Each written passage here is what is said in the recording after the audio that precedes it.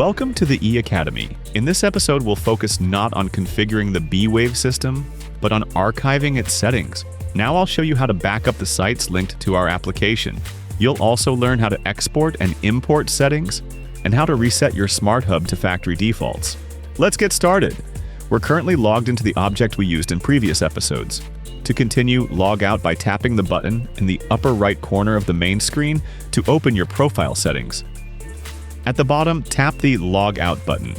Confirm logout. Okay, we now see a list of all objects we previously accessed. In other words, it's a list of Smart Hubs we've been connected to. Start by creating a backup of the objects available in the app. This is useful, for example, when you update the software on your smartphone or replace it with a new device. By copying this file to the new or updated device, you can quickly regain access to all your systems. Tap the Select Sites to Export button. You can either use the Select All option or choose objects individually. Then tap Export Site List. Next, specify whether you want to share the exported file using one of the available methods or save it to your smartphone's memory. In this case, save it in the selected directory. Okay, the list of objects is now exported. Now you'll see how to import a list. However, start by removing two of the currently available sites. This is in order to see if access to them will be restored after importing the file. To import a list of objects, use the Add New Site button on the Select Site screen. The app starts searching for available Smart Hubs, but tap Import Site List instead. Next, select the file you want to import. The operation is successful as confirmed by the green screen.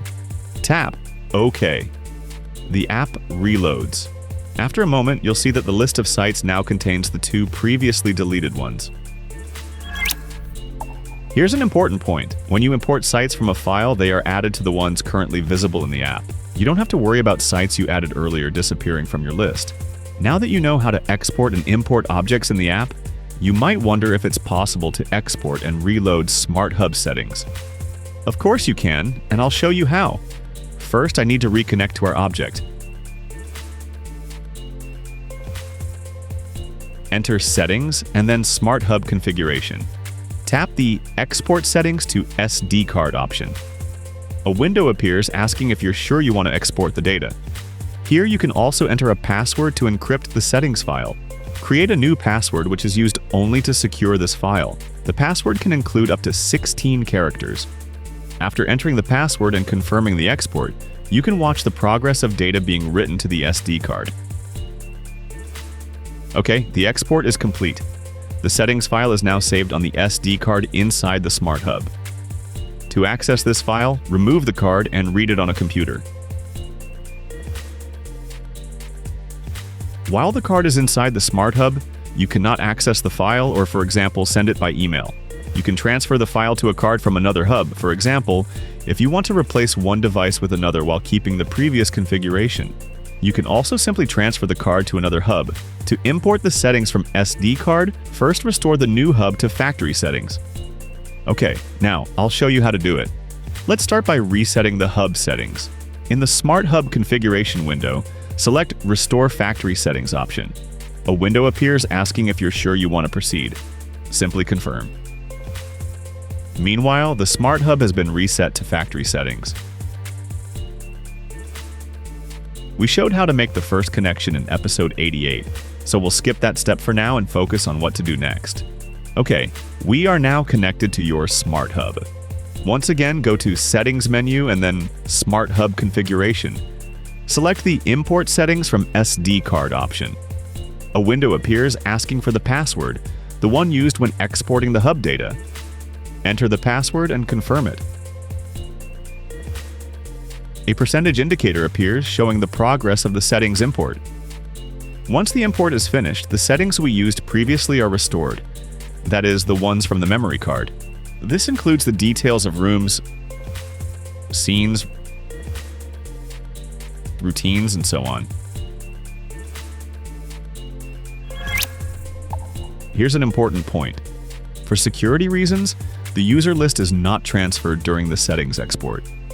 This means that after restoring the settings from the file, your previous user configuration will not be available. You'll need to create all users from scratch. You might wonder, what else can an SD card be used for? The memory card stores, among other things, photos from motion detector cams, as well as graphics for the rooms you've added. It also archives environmental data, such as temperature, humidity, and pressure measurements from sensors, as well as power consumption data from smart plugs. Additionally, the card stores a file generated when using the diagnostic mode, which contains the current system status, including the parameters of all devices connected to the Smart Hub.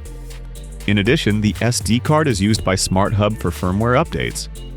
What's more, if necessary, you can upload a firmware file to the card yourself, so that when you insert it into the Smart Hub and restart it, the firmware will be automatically updated using the file on the card. Finally, it is worth mentioning that Smart Hub continuously monitors the status of the SD card. The card status indicator, that is, its memory size and usage level, is displayed in the Smart Hub details in the application. If the card is damaged or runs out of free memory, you'll be notified immediately of the problem. And that's all in this episode. Thank you, and join us for the next episodes of eAcademy. See you then.